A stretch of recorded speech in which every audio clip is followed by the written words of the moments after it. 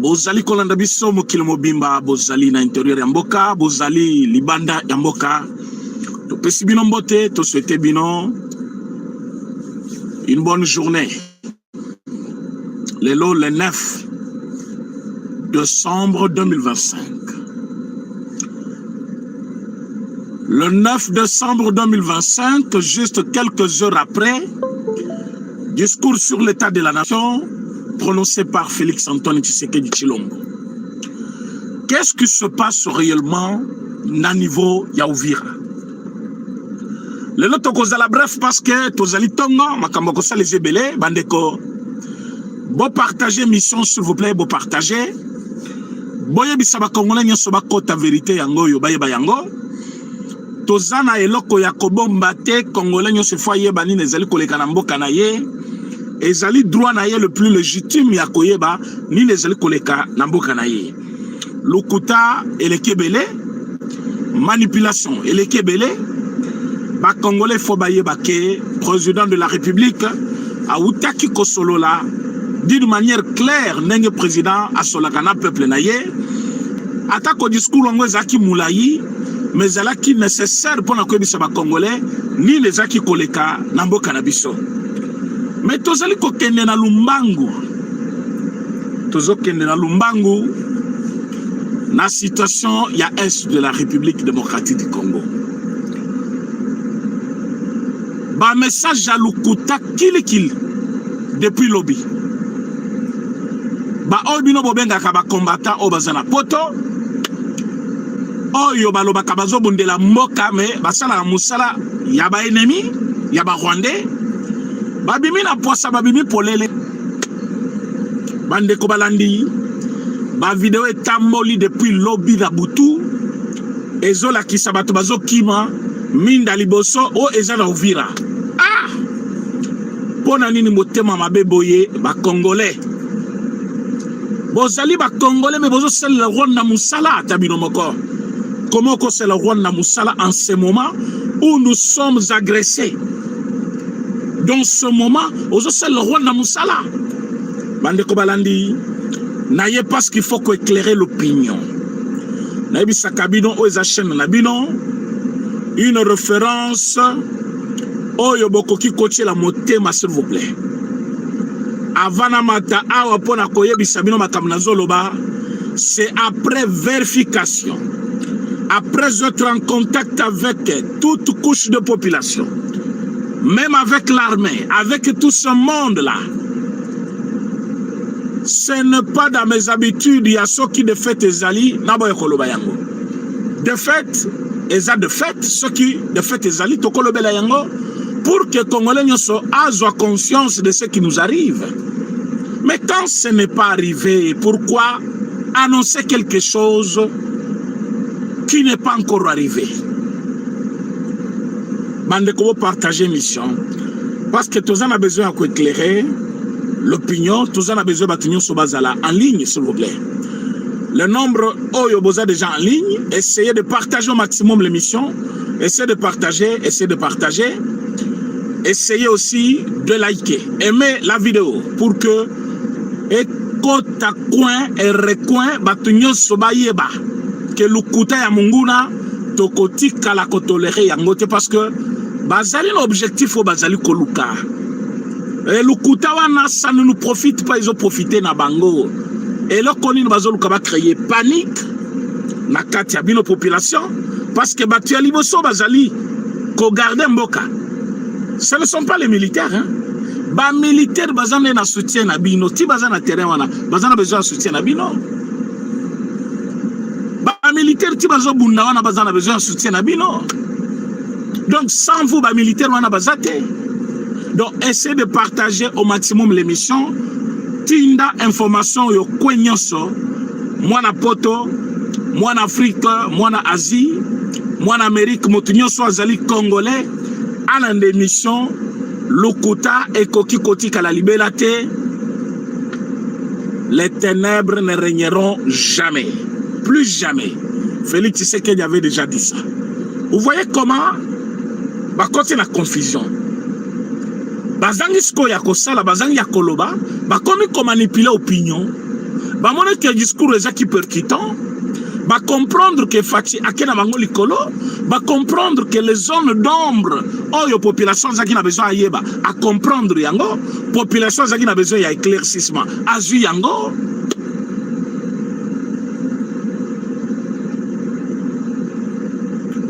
Et ben il faut comprendre que comme population, va comprendre et que population va s'aligner si manaye, liwana bango. Effectivement, c'est fini pour vous. C'est fini pour le Rwanda, c'est fini pour tous ces gens-là. Même Bino Baïbozeli ko s'hazarder, autour soutenir quoi M23, Bozali kolekisata na bino pamba tanza belkolazo mon abino. Je vous le dis avec la main sur le cœur. Ce que vous faites, vous allez regretter ça très bientôt même. Parce que Ogoki Melawapi.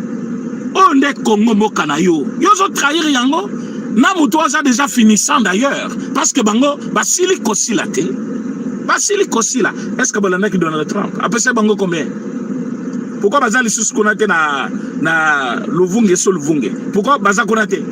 Ils sont partis où? À un moment donné, quand je vous dis que soyez connectés, vous allez scotcher sur notre chaîne. C'est ici où vous avez toute la vérité sur la situation de notre pays.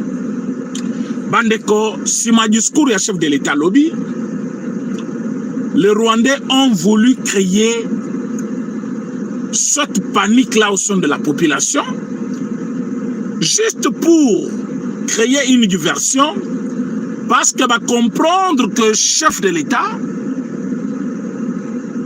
Azalaki très convaincant. Comme va comprendre que le chef de l'État Azalaki très convaincant et que la population va colandayer, ils ont créé cette information sur leur armée numérique. Uvira, jusqu'au ce matin, comme je vous parle, les militaires congolais sont à Uvira. Les Ouazalènes sont à Uvira. La sécurité se fait comme d'habitude à Uvira. La population, oui, panique kozangate Uvira, et Zamboka Oyo, na minute Oyo, Rwanda zaliko lukangunenga lukaka Goma.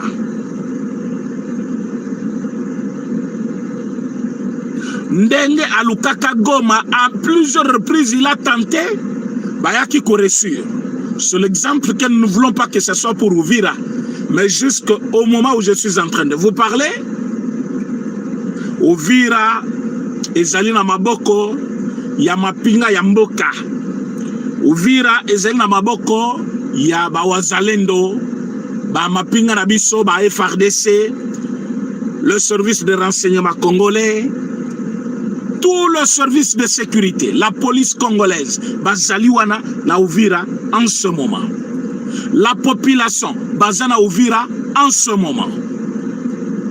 C'est vrai, il y a des Congolais qui aiment ce pays comme moi, comme vous. Mais tandis vous êtes belé pour la colonne d'information parce que Bolingi Mokanabino, vraiment félicitations Nabino. Vous aimez mes vidéos s'il vous plaît, vous aimez mes vidéos, vous partagez. Vous likez s'il vous plaît, vous likez l'émission. Vous likez l'émission, vous partagez en gros, bah Congolais balanda. Bah Congolais balalité. Nazuba message jusqu'à 2h du matin. Président René, c'est quoi encore à Uvira?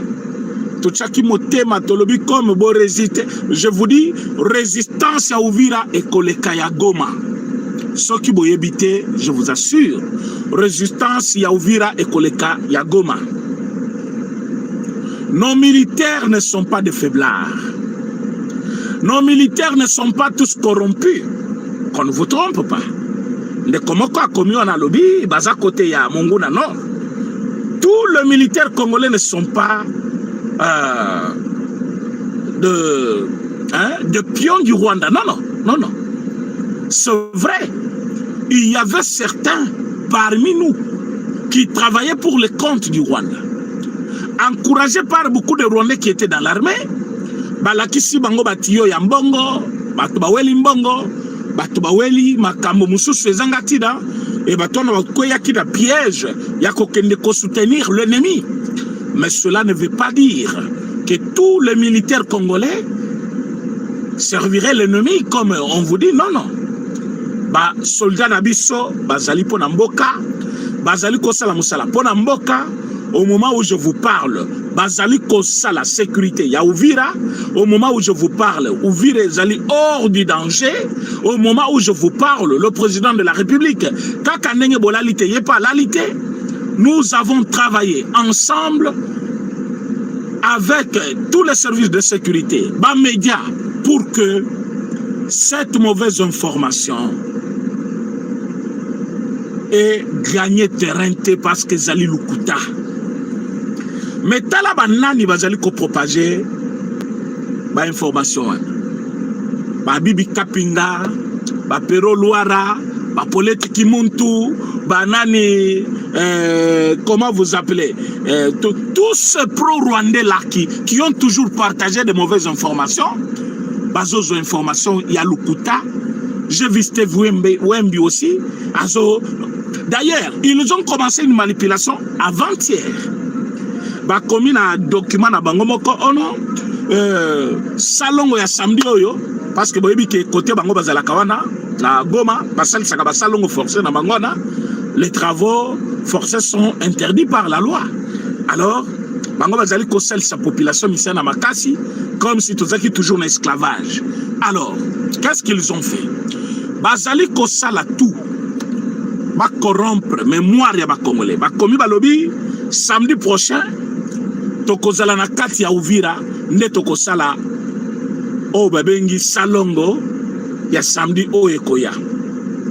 C'est une préparation morale. J'ai vu un message. Il y a Batutsi Rwandais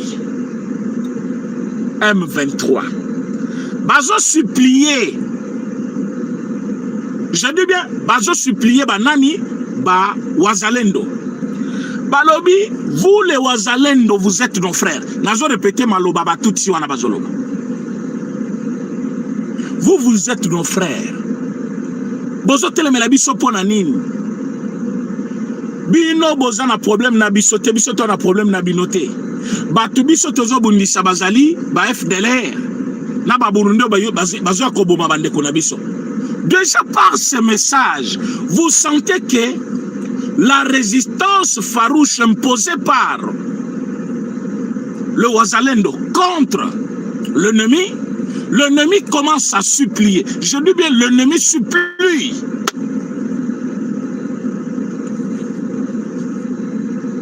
L'ennemi supplie. Alors, ce que l'ennemi a supplié, c'est-à-dire, à l'aucun moyen de corruption et s'imiter, à l'aucun moyen de manipulation publique et s'imiter. Aujourd'hui, à la veille du discours, ils ont utilisé l'armée numérique. Mais jusqu'à quand? Bisona bino tokobanda kondima na buzoba.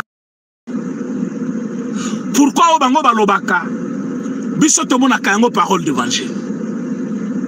Pourquoi ceux qui bango babeti eloko biso faut paniquer malamoko? Demain metango biso peut lobaka. Et pas la bango bakoya la panique. Mais il y a ce que je vous dis, j'ai reçu le message. Naïbisa qui bino yango émission ya lobby. Naïbite ba émission pe na sala. Ceux qui boti de la Congo pe ba tundenge boti na kanga ba image ya ba Rwandais tango bazoloba. Mais yango na zoloba. Na lobby ke Uvira equité. Kata pe parti wana. Tindela ba tunyoso bazana répertoire na yo. Yebisa bango ke président René Utikolo banabiso ke Uvira equité. Ba mapinga mboka bazana Uvira, ba wazalendo bazana Uvira, contrôle total les osama na Uvira, ba avion na biso lobby et survoler l'espace aérien ya Rwanda sous forme d'une menace, ce qui boye éviter le président de la République, chef de l'État. Na discours na ya lobby alobaki, nous allons respecter les accords. Toko respecter ba tunabiso nyonso. Oyo tozana bango ba partenaire na ba accord wana. Mais tokoti kala ata mukete kolembisa na responsabilité na biso pona kotika munguna a dominer sur nous. Parce que, au départ, l'ennemi a voulu manipuler l'opinion. Oh, bomoni ba Rwanda, ils ont un avantage à Rwanda. Ba tunyo so ba loba ki loko wana, basali ba pro Rwanda. Boyebi pourquoi ba loba ki yam? C'était pour embrouiller la population, créer une disgrâce entre le président de la République et la population, créer un climat malsain entre la population et le président, méfiant ses quotas. Batouana babo ya président, baba n'a ko résister comme ça ba va profiter terrain. Et là que zo kale munguna ezali unité na biso. Tozali ensemble biso na bino. Population na président bas ensemble. Et là qu'on ezo sala mabe na Rwanda sobo yebi angote. Ils font tout pour vous séparer. Ils font tout pour créer une mésentente, un climat malsain. Bazali koloba intérêt yabino ezate na kati accord. Président Utikoloba, je répète cette phrase. Lenga lobby. Tango lobby wana discours na ezaki sur RTNC, France 24 ezaki na salle, toutes les chaînes internationales ezaki na salle, les ambassadeurs étaient là, le monde entier suivait ces discours-là. Est-ce qu'il a défié Nani Trump? Non. Il a réaffirmé son engagement en tant que président de la République et ce qu'il a dit dans l'accord. Alors, s'il l'a dit, c'est ça la vérité. Boyoka oyalobi. Parce que tu vas comprendre mabe. Na yebi ya phrase moko ezo sala bango pasi mais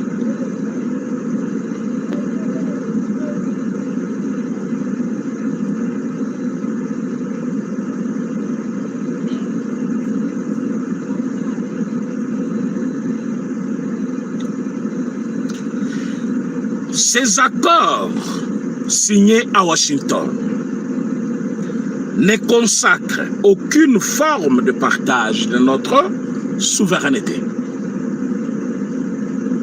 Rwanda, nde akobanda ko traité minéré na bino, minéré koleka na Rwanda, balobi Rwanda ko exploiter na biso. Non, non. Nous sommes un pays souverain. Nous avons le pouvoir sur nos mines, sur notre sol, sur tout ce qui est à nous. Donc, en aucun cas, le Rwanda va être au-dessus de la RDC ou prendre la décision aux côtés de la RDC sur ce qui est à nous. Yango Alobi, ces accords ne consacrent aucune forme de partage de notre souveraineté. C'est-à-dire Rwanda na biso to communauté ndenge moko, to komi ko décider ba mini na biso ndenge moko, ba décision mboka ndenge moko alobi bongo te. Il ne valide ni le prétention territoriale de qui que ce soit, ni la mise sous tutelle de nos ressources.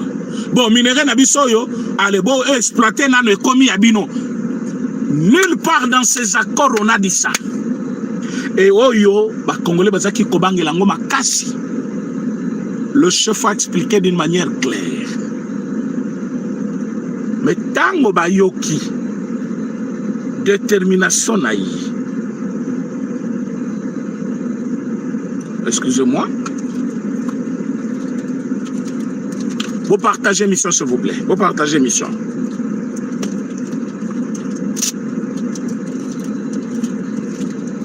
Nous n'allons pas céder. Binope, bosunga poto céder. Vous partagez information. Congolais n'y soit d'information. Batunyo so bazali kolanda biso musika. Boye bisabandeko o bazala qui inquiétude. Baye ba que nous n'allons pas céder. Oh, c'est quoi ça? Nous n'allons pas céder à la manipulation de l'ennemi. Ouazali utiliser même certains Congolais dans le souci de nuire. Ba créer climat moko, ya panique na kati ya armée. Armée n'a biso ko paniquer. Je vais vous dire pourquoi. Je suis en train de chercher.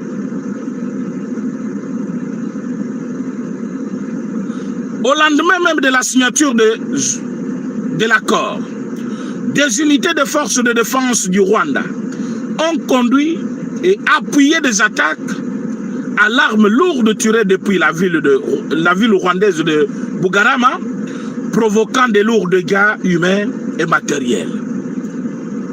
Déjà, c'était une accusation de président Félix Tshisekedi. Mais qu'est-ce qu'il dit après? Tant qu'un seul village, tant qu'un seul quartier, tant qu'une seule colline de ce pays restera sous la menace des armes illégales, je considérerai que notre tâche n'est pas achevée. Pour le Rwanda et ses proches, Balobi, Tshisekedi veut dire que, comme Azo gagné Bitumba, à Kolongwa na pouvoir te, à considérer tâche naïe comme inachevée, c'est-à-dire il va continuer. Ils ont exploité ce message nuitamment. Batindi batuna bango na média, boye bisa ba Congolais, alobi à Kolongwa na pouvoir te, alobi tant qu'un seul village est causé à Maboko à Rwandais, il va considérer que sa tâche n'a pas encore totalement fini. Alors, il va continuer sa tâche, ça veut dire il doit rester au pouvoir. Ils ont voulu comprendre quelque chose par là. Est-ce que ce qui a gagné Bitumba, est-ce qu'à Kokende, il faut maintenir Bitumba, ou il faut que ça la Kebiso na Kagame, tous ensemble étaient, pour bandima Kebiso tous armés à part, comme ça négociation il y a Doha, bamona kezan avantage, na bangote, bandima ba cédé, na demande na biso. C'est ça les combats que nous avons actuellement. Bande kobo pe sanga matoy boyo kabien. Pour partager émission. Nadoa, nous allons signer aussi avec l'AFC, le M23. M23, sachant que Azali, moi, n'a Paul Kagame. Et Kenyon Sezo Samanadoa, ce n'est qu'une image de ce qui s'est passé à Washington. Il n'y a rien comme avantage pour le M23. Ça, même Bino Boyebiang. Nenge besoin avantage te na niveau ya Washington. Nenge pe bakozo avantage te na niveau ya Doha. Et qu'est-ce qu'ils veulent faire? Ils veulent s'imposer sur le terrain. D'abord pour montrer au monde que Bazana Kagame te, Makamba Kagame et tel Kagame, nenge basigné na Tshisekedi. Et que biso bangomo M23 bazamonde à part. Ils veulent dire quoi à la population congolaise? Que biso to ba congolais na bino tozo bunda pona mboka. Et comme ça ba considérer ba.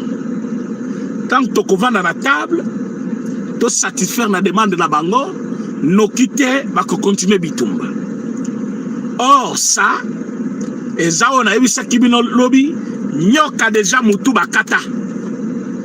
Mukile koninga ateningani 1 heure du temps. Et qu'on sera tranquille après. Les M23 sont déjà maîtrisés. Baza déjà par terre. Bitumba oyo ya Luvunge. Boyoki kemindu kezobeta depuis Rwanda na ville ya Soki Bugarama. Ezobeta kuna ezoya na Congo. Et bongo bango awa bazaki na minduki te. Pourquoi minduki ezobeta à partir ya kuna? Et à leur niveau ici, ils ne sont plus capables. Bazala munduki ya malonga te renfort nyo sezo taka Rwanda. Rwanda des fois ya koti na batu aye komona ke akomi repérable, ba komi komona ye facilement. Ba komi koyeba o yazali ko sala. Akomi koluka kobunda même à partir de lui. Babo sani ke Burundi pe aza capable ya kosala yango et asala ki yango déjà yango moni milelo koti. Na minito tozana bino Donald Trump a yebisa ki Paul Kagame. Na yebi que ce que tu veux faire c'est une diversion, mais à une blague pareille moi je ne cède pas. Je te donne 24 heures à 48 heures. Batuna yo balungwa place bazali na yo kateke mutumoko azali wana. C'était dans quel village? Je venais de communiquer avec un frère qui m'a dit laisse je te fais un message. Quand je lu, j'ai vite compris. que makambo ezali l'avantage à Monguna te.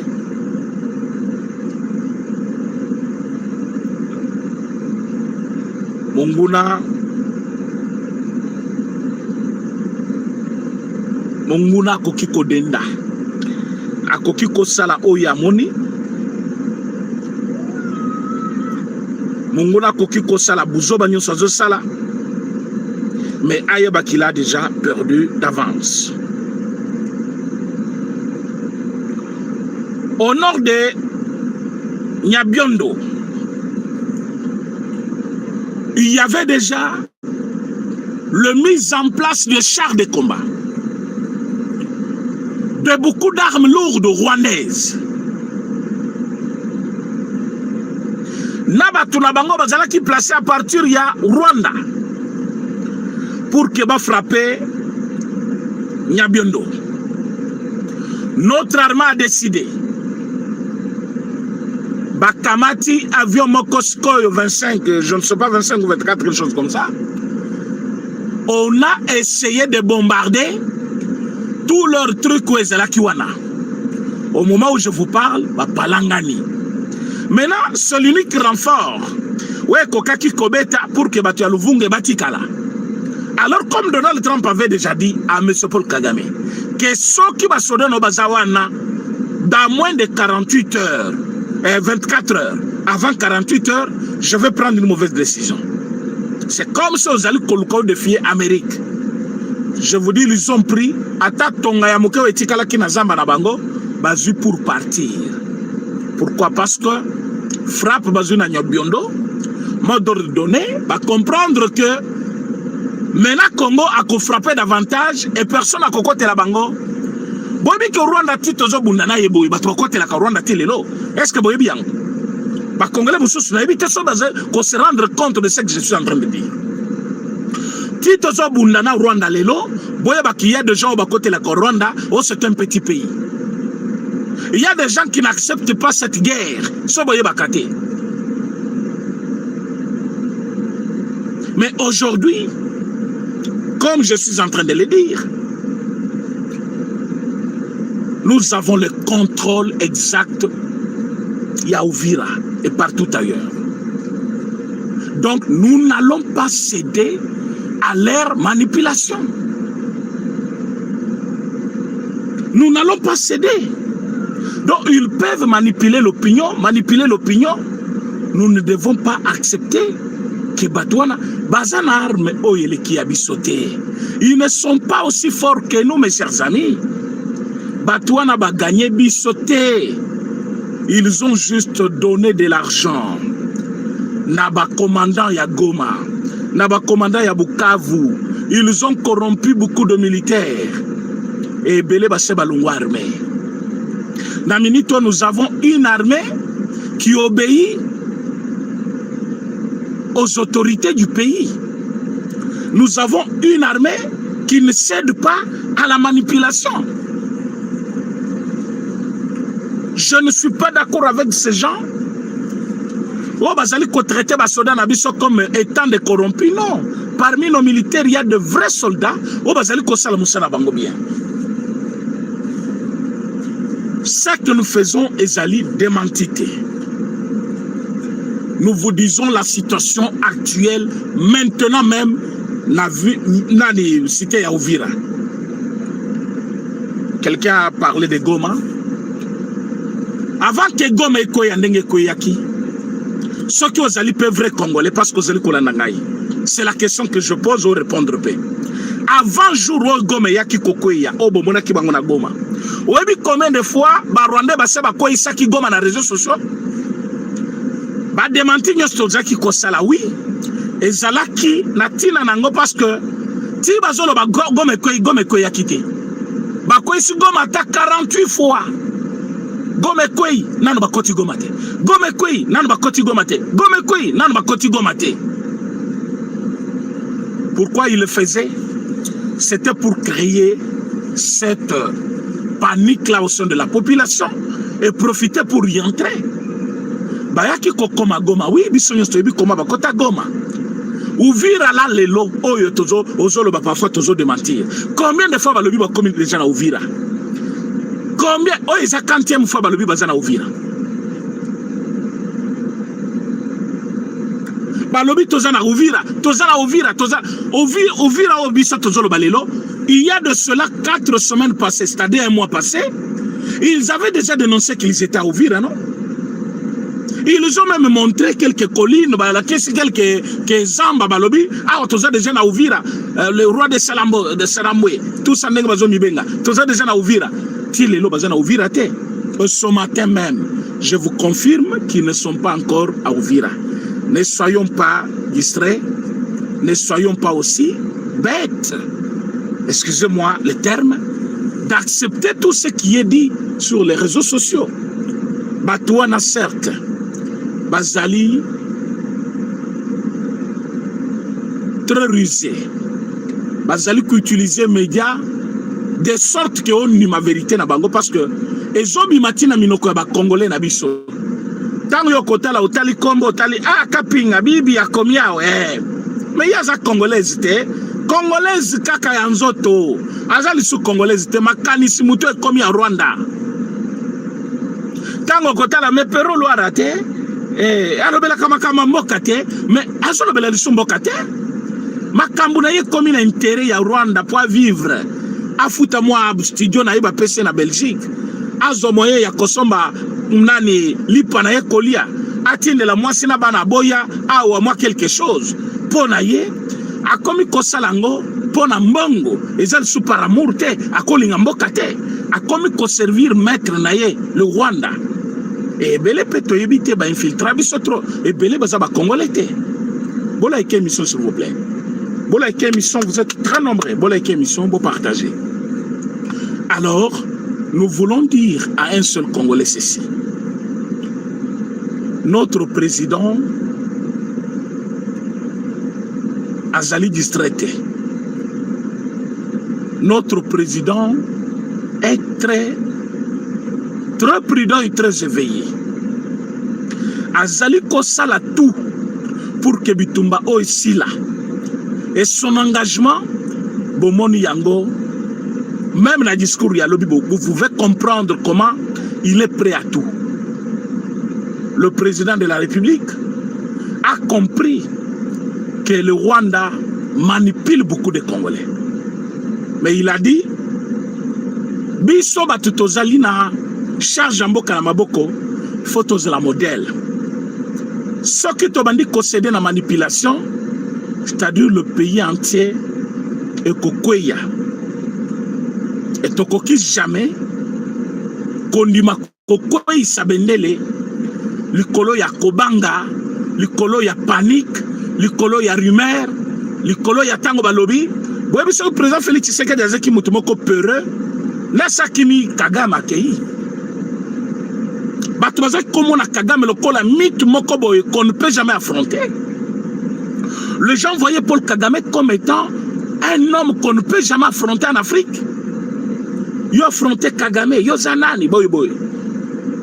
Mais le chef de l'État a affirmé et réaffirmé qu'il est prêt à tout et qu'il va gagner cette guerre.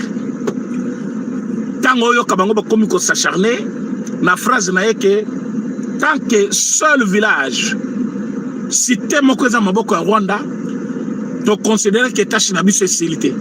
Oh, tant que le bon, ça veut dire tant que Bitumba Kozala, à Kozala Kana Congo comme président. Oui. Comme Bino Boza côté à Moutou Bitumba. Bon, c'est ça Bitumba. Bon, c'est ça Bitumba. Bon, c'est ça Bitumba. Goma pour qu'il y ait organisé pour l'élection à l'on a pouvoir. Yozo c'est la cas l'on a pouvoir. Pour eux, c'est le sous Mobomi Moussous. Ozong c'est Rwanda Moussous.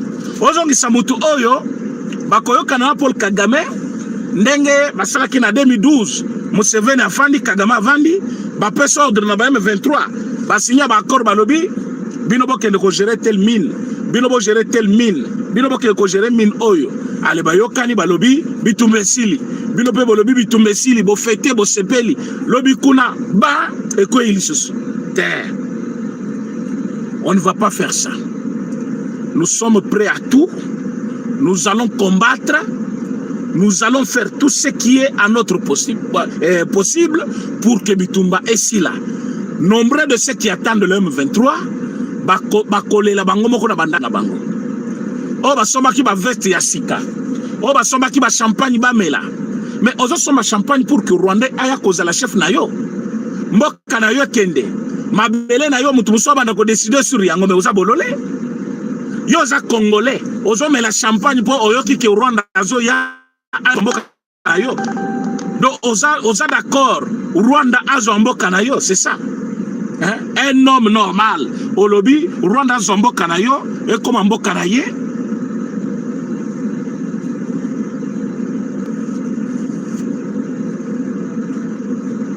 na minito tozali koloba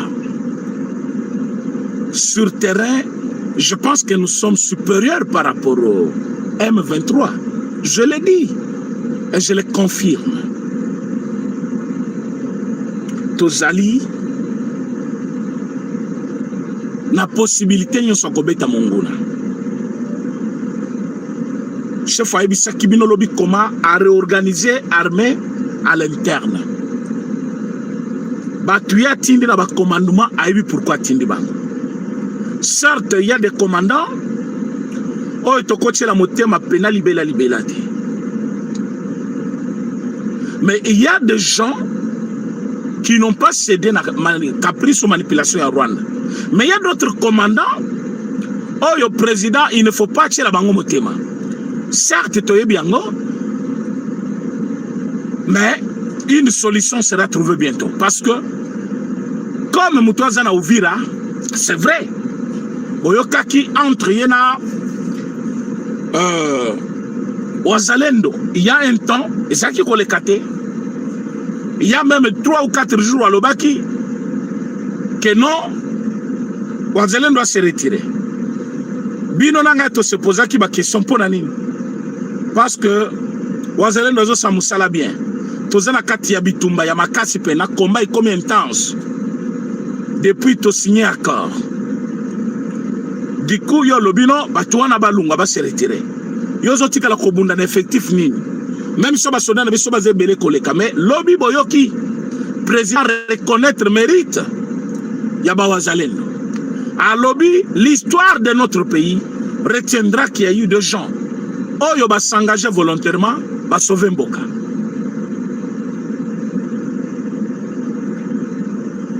Et ce qui est là, tu vas dire qu'on reconnaître sur le plan national. Tu vas dire qu'on reconnaître Bango. Président de la République a payé Bango valeur wana. Yo commandant commis sur le terrain, yo moko d'emblée comme ça, aux yeux de décision lobby, non, va se retirer. Ça ne va pas. Mais ce n'est pas une décision qui doit être prise à la hâte. Pourquoi il avait dit ça? Même s'il y avait eu des dérapages du côté de Ouazalendo, mais comme on continue à faire mieux avec eux, on doit quand même se regarder face, se dire de vérité. L'injustice est là en famille, continue vers la victoire. Parce que cette victoire est certaine, cette victoire est vraie, cette victoire est proche, cette victoire est la nôtre. Mais ce qui est toujours, la tendance, il y a une division déjà entre nous, et surtout que division tozali koluka et ko profiter na bisote, là, c'est-à-dire il y a une ça ne va pas. C'est-à-dire tozo salango pona banguna. Ce qui tozali comment na kemutumako azali ko créer division. Et ayebi que division et ko profiter na bisote. C'est-à-dire soit allié mbongo ennemi, soit il est avec l'ennemi. Et mutuazana ennemi, c'est-à-dire il n'est pas avec nous. Et ce qui est ennemi wana to gagner place nos que kozala wapi. Yango moni chef de l'État azaki clair lobby pona koloba. Les Congolais de mauvaise qualité, ils doivent choisir le bon côté de l'histoire. Parce que notre pays, plus de 30 ans, bitumana bitumba, nous ne sommes pas condamnés à vivre toujours et toujours nakati ya bobola il y a souffrance, il y a Minduki, toujours, je dis bien, condamné à vivre comme ça. Jamais. Jamais. Nous ne sommes pas condamnés. Il y a un moment à la fin de son discours à lobby, la RDC, lève-toi, car ta lumière est proche. C'est une parole biblique. Je sais que parmi nous, parfois, il y a des musulmans, mais moi, je suis chrétien. Je vous dis que c'est que le président a prononcé devant cette auguste assemblée, et Zali n'importe quelle parole. Il est chef de l'État. Il engage la nation. Ce qu'il a dit, c'est même parole prophétique. Bitumba Oyo et Umeli. Mais victoire paix Yangoyo. Donc profiter victoire. Au lieu de kalana distraction, il y a kolukana ni topé ses responsabilités. Nana salaki bien te, nana salaki boite. Mais je vous assure que ti pourquoi na copie sabino bonne nouvelle. Tito comme à pourquoi y a à 18h. Je vais vous donner une très bonne nouvelle. Cette bonne nouvelle est que notre armée, est-ce que vous allez prêt dans le Bayango? Ah, dans le Bayango. Vous partagez mission. Vous partagez mission dans le Bayango. Vous partagez, vous s'abonner pour avoir Sika. Vous partagez mission s'il vous plaît. Bino vous allez en ligne. Vous likez mission s'il vous plaît. Vous likez.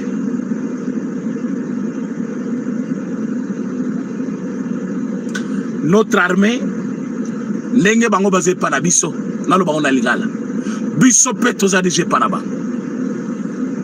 Ondima tena sena lobi. Yeba kendenge basé par biso boye, biso peto ze panabango. Mituna de quelle forme? Bazawa pi bazo salanine, yo moto mituna, mais moi je te dis, toza pe panabango. L'obitang tozo circuler, espace aérien na bango. Bango peut paniquer kotaki. Il y a eu les appels. Nous aussi, on a eu à faire des appels hier. Ah oui. Il y a eu des appels à gauche, à droite. Bazobenga Batuna Bango. Bazobenga Banani, comment on appelle, ma partenaire na Bango Moussousou. Chaque jour qui passe ici, il y a des Congolais qui m'habitent, Bazo Kota Burundi, Bazo Kota Rwanda.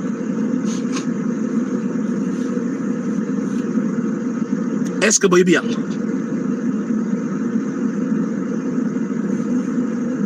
Tango bango bakota kepa na biso bakota ka na mundu kiter bakota pe maboko pamba mindu kebele pe bazwaka. Quand je vous dis des choses, des fois il faut accepter, il faut comprendre ça avec esprit moko ya likolo. Il faut qu'on ait la spirituelle. Tout ça peut pas là-bas. Les choses qu'ils pensent ils peuvent faire chez nous, on peut aussi le faire. Quand je vous dis que Fati n'est pas celui que vous voyez, Fati n'est pas un faible, Fati n'est pas celui que vous pensez dans vos têtes. Oh non, parce que il fallait si Sabitumba. Mais je vous ai toujours dit, avant Fati, il y avait des présidents. Parfois, vous avez exigeant, vous avez bangote. Vous avez exigeant, vous avez si Sabitumba dans 3 mois. Bitumba na biso na Rwanda, on vous dit ça fait 30 ans. Et vous pensez que dans ce temps où il y a piégé de partout, dedans comme à l'extérieur. Quand je dis piégé de partout, c'est le chef d'état-major général. Il y a Bango Moko.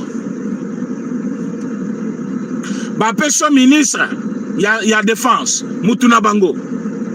Kabila est parti, il a laissé tous ceux qui étaient Kabili, étaient en place. Kaka Kombo Kabilande Kendaki, il y a Yemokona et Longidaye.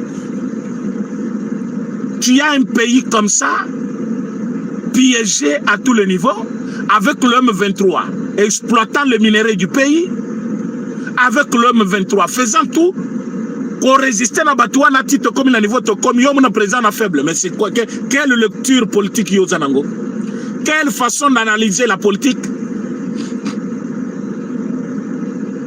Quelqu'un a pris son temps, il y a qu'à gérer Batouana. depuis 7 ans maintenant, alors qu'ils avaient tout prévu pour que 2 ans balungulaye, yo mona mutu anaza pété. Kagame a oti ko avoué yango. Ngai pe na ibisa kabino yango. Kagame lobi nini? Kagame lobi batu nyonso bazo se kabiso. Biso ba africain. To komi ko kende ko régler ba différent na biso devant les occidentaux. Les lots en Amérique. Est-ce que ngam nakenda ka Amérique? Mutake kuluka ba américain c'est Tshisekedi. Boyo kelo kona loba wana. Akanisaki mboka na ye Congo ezali envié par tout le monde. Comme ça ndenge ake koluka bango pour que batu nyonso bakozala prêt ya koluka mbongo koluka minere bakondima cause na ye pour ezala avantage na ye. Na ebite so bolandaki discours na ye. Na ebite so bolandaki discours ya Paul Kagame. Il voulait juste vous dire que c'est Tshisekedi qui est allé voir pour Nani Amérique pour que Makambwe Kuna prise un avantage à Tshisekedi. Mais allez-y comprendre ce que je veux dire par là. Tango M23 a bandi kozwa Goma, M23 zui Bukavu. Je vous dis même certains ministres et à président Félix Tshisekedi. Bazonga Kisima. Je vous dis il y a des personnes. Oyo balinga kafachite. Ba se frotter balobi akende kaka alungwa. Même ceux qui baza ba Rwandais toko kana prêt toko le président mususu ya lungwa. Ba mususu parmi ba ba soutena kafachi balembisa kinzoto ba biso yeyo. Même ceux qui récompense to yebi kenzambe mutakopesa biso. Nano yeye penate. To yebi ke tant que le Congolais vivront heureux, c'est une meilleure récompense. Biso yeyo totikala kina fachi. Totikala kina fachi. Mais tant que totikala kina fachi, bitu mezaki peut-être. Je vous dis, zalaki bozola la liste na porte. M23 bazali ko menacer balobi tozo kota katanga kalate. Bobongisa bisaka bokende. Mukile ganga bayoki kaka o Washington tozo kende ko signer ba accord kuna. Babengisi Paul Kagame, babengisi ba M23 boye. Tu makambo do ekwei. Même Paul Kagame, même le M23 au bazaki na Goma, même les opposants qui étaient ici, piouf basutuki. Oyo likambo utile suwapi oto ke Amérique. Paul Kagame affaibli. Batunaye affaibli. Batunaye balengi. Après baye ko comprendre balobi tata za makasi. Et Saliboni Amérique. Est-ce que vous avez Amérique avec Paul Kagame? Oui, bien, bien. Dans le Bakango chaque jour. Amérique Kazaki collé à paix minéré, ya Congo. Amérique Kazaki Simawana. Et Amérique Lunga Simambala Moko, à Ben sur Rwanda. Ce n'est pas parce qu'on lui a proposé mieux, parce que bien tout botangi accord, bozan on a ba téléphone, botanga, comment on a place ma pesi Amérique quoi que ce soit.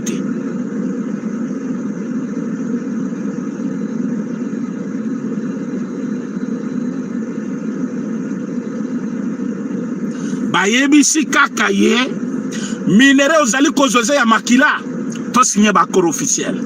D'une manière claire, d'un état à un autre, tu vas gagner. Kobo ma congolais pamba boité.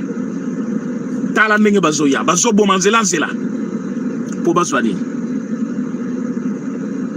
et Simaya Paul Kagame y avait le sénateur américain, le décideur américain, le faiseur même de président américain babangi si nani Donald Trump a eu décision à l'objet je te donne une équipe travailler avec lui équipe wana na équipe na biso babandi ko sala Babengi Paul Kagame, makamuno na tulin koyo kangote. Allez, batikal kakane ba osala boy, vous y êtes sur terrain. Mais ba ki déjà makamuna bango ici là qui déjà. Facha bandi ko travailler, équipe na biso bandi ko travailler. Lelo to komi na ba accord, to komi na ba négociation. Rwanda yewa na zawana.